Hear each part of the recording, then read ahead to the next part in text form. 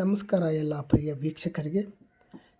ಇವತ್ತಿನ ವಿಡಿಯೋದಲ್ಲಿ ಪೋಷನ್ ಟ್ರ್ಯಾಕರ್ನಲ್ಲಿ ನಮ್ಮ ಅಂಗನವಾಡಿ ಕಾರ್ಯಕರ್ತೆ ಮತ್ತು ಸಹಾಯಕಿಯರ KYC ಹೇಗೆ ಅಪ್ಡೇಟ್ ಮಾಡೋದು ಅಂತೇಳಿ ತಿಳಿಸ್ಕೊಡ್ತೀನಿ.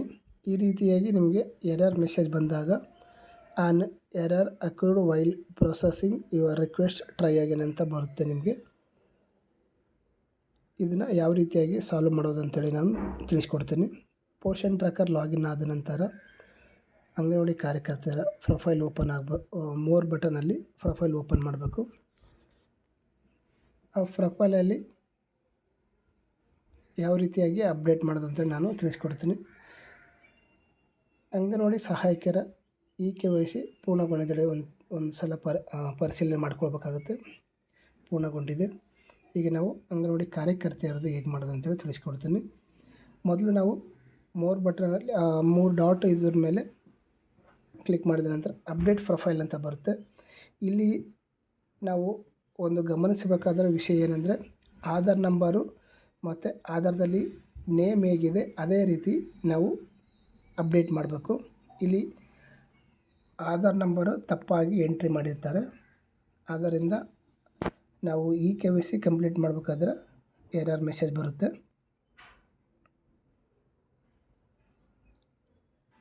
ಡಾಟ್ ಮೇಲೆ ಕ್ಲಿಕ್ ಮಾಡಿದರೆ ಅಪ್ಡೇಟ್ ಪ್ರೊಫೈಲ್ ಅಂತ ಬರುತ್ತೆ.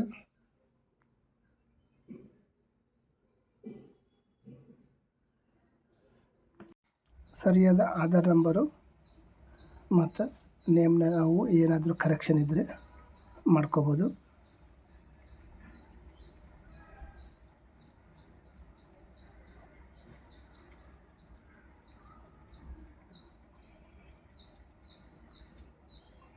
ಸಬ್ಮಿಟ್ ಕೊಡಬೇಕು. ಅಕೌಂಟ್ ಅಪ್ಡೇಟ್ ಆಗುತ್ತೆ. ಅದಾದ ನಂತರ ನಾವು KYC ಮಾಡಬೇಕಾಗುತ್ತೆ. ಮತ್ತು ಪುನಃ ವ್ಯೂ ಪ್ರೊಫೈಲಲ್ಲಿ ಹೋಗಿಬಿಟ್ಟು ಕಂಪ್ಲೀಟ್ KYC ಮೇಲೆ ಕ್ಲಿಕ್ ಮಾಡಬೇಕು. ಕ್ಲಿಕ್ ಮಾಡಿದ ನಂತರ ಆಧಾರ್ ನಂಬರ್ಗೆ ಯಾವುದು ಲಿಂಕ್ ಆಗಿದೆ ಫೋನ್ ನಂಬರು ಆ ನಂಬರ್ಗೆ OTP ಹೋಗುತ್ತೆ.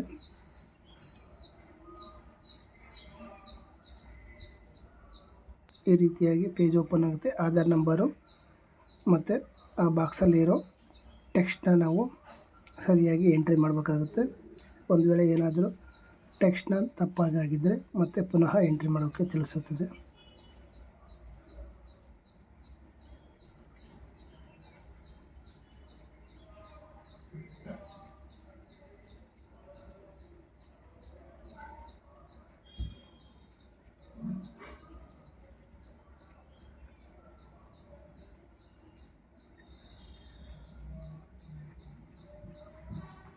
ಸರಿಯಾಗಿ ಎಂಟ್ರಿ ಮಾಡಬೇಕು. ಒಂದು ಏನಾದರೂ ಟೆಕ್ಸ್ಟ್ನ ಏನಾದರೂ ರಾಂಗ್ ಹಾಕಿದರೆ ಅದು ನೆಕ್ಸ್ಟ್ ಹೋಗೋದಿಲ್ಲ.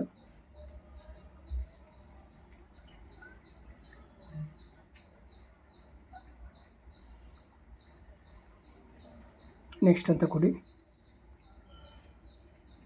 ನೆಕ್ಸ್ಟ್ ಅಂತ ಕೊಟ್ಟಾಗ OTP ಹೋಗುತ್ತೆ. ಇದು ಗೌಪ್ಯವಾದ OTP ಇರೋದರಿಂದ ನಾವು ಬ್ಲ್ಯಾಕ್ ಸ್ಕ್ರೀನ್ ಅಳವಡಿಸಲಾಗಿರುತ್ತದೆ.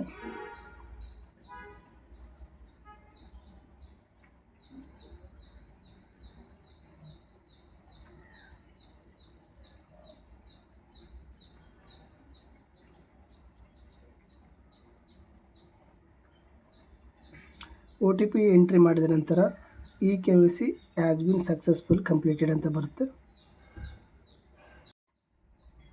ನಾವಿಲ್ಲಿ ಏನು ತಪ್ಪು ಮಾಡಿದ್ವಿ ಅಂದರೆ ಆಧಾರ್ ನಂಬರ್ ತಪ್ಪು ಹಾಕಿರೋದ್ರಿಂದ ನಮಗೆ KYC ಆಗ್ತಿರಲಿಲ್ಲ.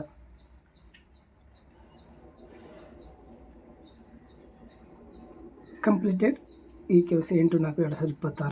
ಈ ರೀತಿಯಾಗಿ ಅಂಗನವಾಡಿ ಕಾರ್ಯಕರ್ತೆಯರ KYC ಕಂಪ್ಲೀಟ್ ಮಾಡೋದು ತಿಳಿಸ್ಕೊಟ್ಟಿದ್ದೀನಿ. ಈ ವಿಡಿಯೋ ನಿಮಗೆ ಇಷ್ಟ ಆದರೆ ಲೈಕ್ ಮಾಡಿ, ಶೇರ್ ಮಾಡಿ, ಸಬ್ಸ್ಕ್ರೈಬ್ ಮಾಡಿ. ಧನ್ಯವಾದಗಳು.